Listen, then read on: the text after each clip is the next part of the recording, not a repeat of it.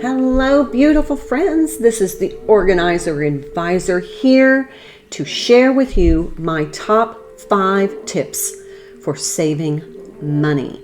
Don't miss this episode. Go get your hydration beverage. Meet me back here. You may even want to bring a piece of paper and a pen because I want you to write these down or save this video. And while you're at it, please like, share, subscribe, and leave a comment below on how this works for you.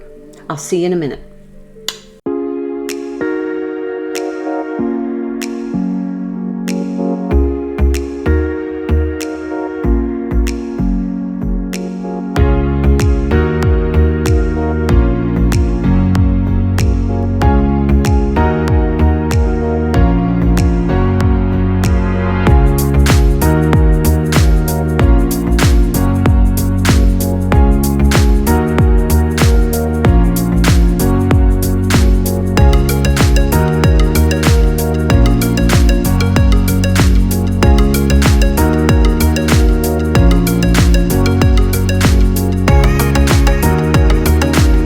Okay, friends, got your beverage?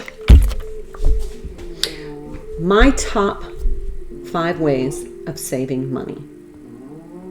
Okay, number 1, use what you have.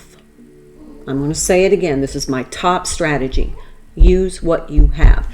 This includes food that you have on hand, clothing, products, cleaning and personal care, items, entertainment or activities.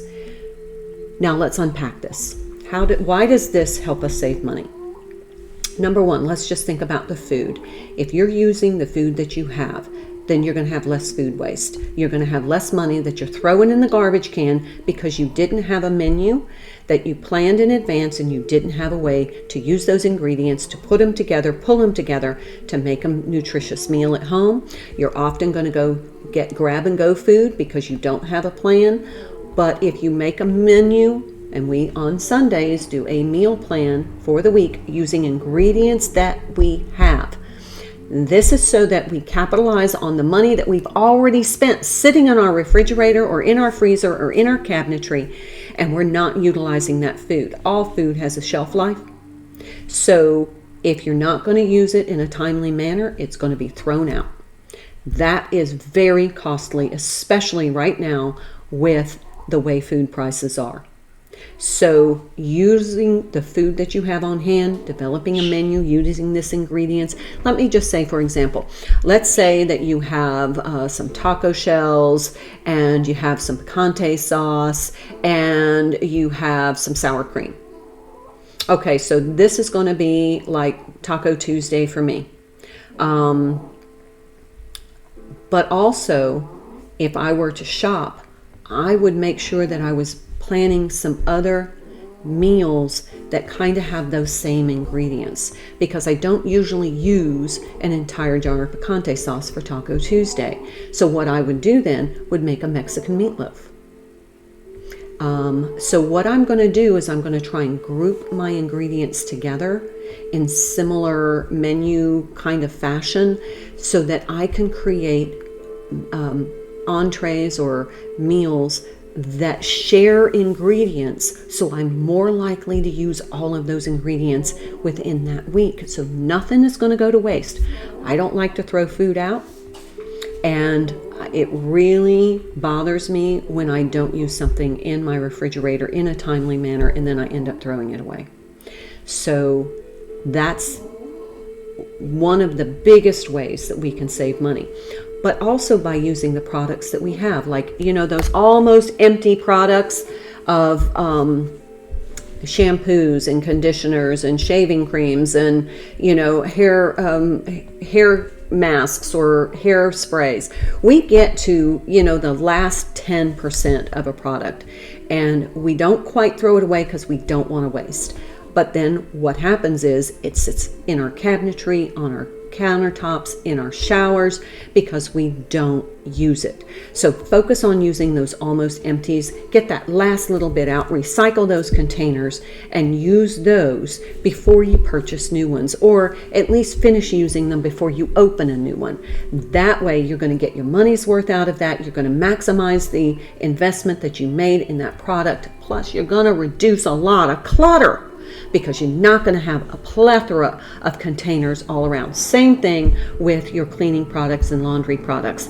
We get to that last 10%, we're kind of clicked on in our brain that, okay, I have to buy new because I'm getting low, but then the new comes in, we're done with the old, but we haven't quite used it all. So we start with the new, and now we've got 3 open bottles of the same product because we've never used the almost empties. So focus on using those almost empties and then open a new product. That's going to save you some money.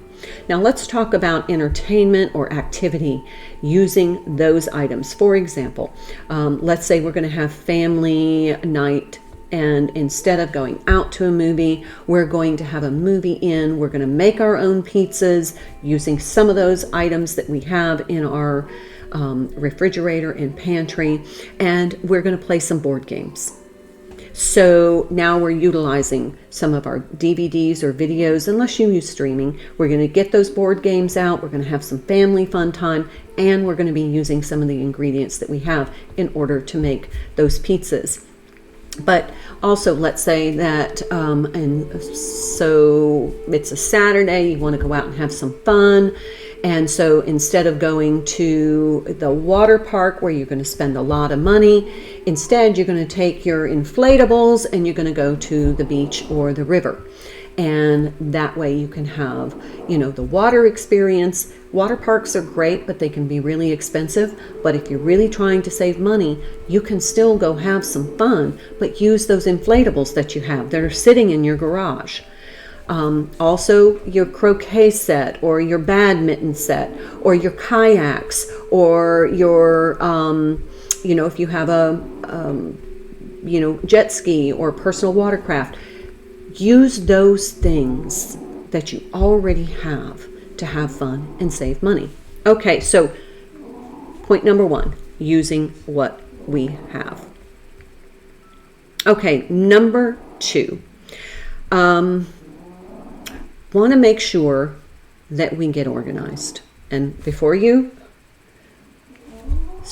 reject that thought, getting organized helps us know what we have, where it is, makes it accessible so that when we want to use it, we can find it. Then we have access. So a lot of times, and just correct me if I'm wrong, a lot of times, let's just say we're looking for something. Let's just say we're looking for a flashlight and we can't find a flashlight. We've looked everywhere and we can't find the flashlight. So what happens the next time you're at the hardware store? I need a flashlight. So you buy a flashlight. Then you put that flashlight somewhere, and then the next time you need a flashlight, you can't find either flashlights, the one you had previous and the one you just purchased.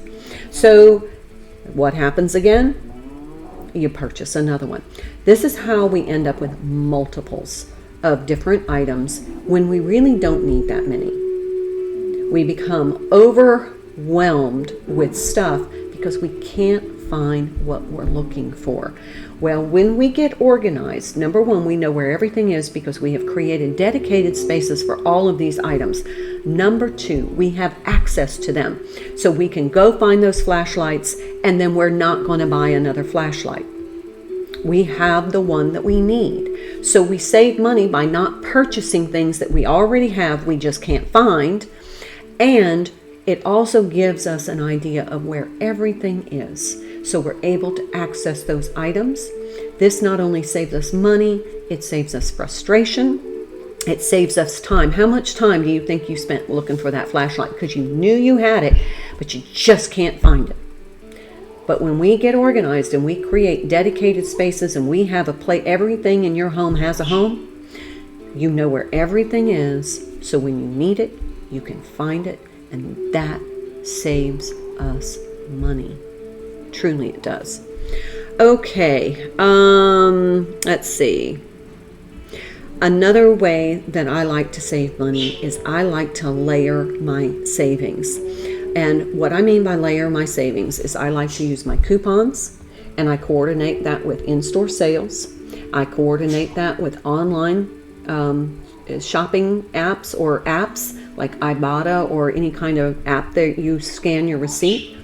You can use gas apps, but I like to kind of combine all of these strategies together to save money. It's a little bit of work, yes, but if you have more time because you're organized and you've been applying a lot of my strategies, then guess what? You have time to clip those coupons, get them organized, check out my coupon video. I've got a great strategy for maximizing savings using coupons. You can coordinate with those store sales flyers or online shopping information, and then also scan those receipts and then get savings back from all of your shopping apps. Now, this is going to save you money. Yes, it does require a little bit more time, but if you're reducing time with how you do your laundry, how you do your cleaning, looking at some of my tips, following those daily inspiration and motivation suggestions to help you keep up so you don't have to catch up, you're going to have more time. Okay. Strategy number 4, free first. So oftentimes we may go to a movie or go out to dinner in a movie with our family. That can get very, very pricey. So another thing that you can consider is free first. It could be that family movie night where you stay home and you watch a movie at home with your family. You snuggle up, maybe everybody get into a funny outfit or your pajamas. You snuggle up on the couch, you have some popcorn, you have your beverages, you have board games. So if you want to even take a break from the movie, you can say, hey, let's play a game of Go Fish. But look at free first, but also look at outdoor movies in your community that are free. You can have community movie night that's free. So find free first. A hike in the woods is less expensive than a water park visit. So you can balance these things out, but try free first if you're trying to save money. Because when you take a family of 4 to a water park or to a movie or out to dinner or to any kind of commercial event, a theme park, it gets extremely expensive. But you can do a lot more often for free. Okay, my last strategy number 5, fiscal fast. I know a lot of you are like, I don't like that fiscal fast stuff, but it really does help shift your paradigm. What is fiscal fasting? Fiscal fasting is taking a segment of time where you only spend money when it's absolutely necessary. This helps us to focus on what we already have, and that dovetails into using what we have. But it also illuminates where we kind of trickle money. Not so much the big expenses, but the trickle. The constant trickle, the drain on your finances. And that's the coffee shop coffee. That's the grab and go food because you don't have that meal plan, or you're going to go. I take my grandson to Chick-fil-A. He gets the 30-piece chicken meal. It's $30 to feed that kid. I'm serious. By the time he's purchased his meal and I get my little sandwich, it's $30. So, if we are aware, we become aware of how much money we trickle out. It could be, the $10 that you spend when you're buying scratch-off tickets. It could be, driving around for running errands every day instead of twice a week, and all the gas money that we're spending, especially right now with gas prices. It could be, just the casual shopping adventure where you run into the grocery store and you went to get in to get one item and you walk out with a basket full. So helping us to really shift the paradigm from what is draining our finances to how we can stop that trickle, that drain, or that deluge into a more controlled, aware, conscious paradigm of how we manage our finances. So there you have it. Those are my top 5 ways to spend money. Use what you have. Use what you have. Get organized. Combine money-saving strategies such as coupons, in-store discounts, store loyalty cards, and savings apps. Find something free first. Use free first. Family fun that's free is really a benefit.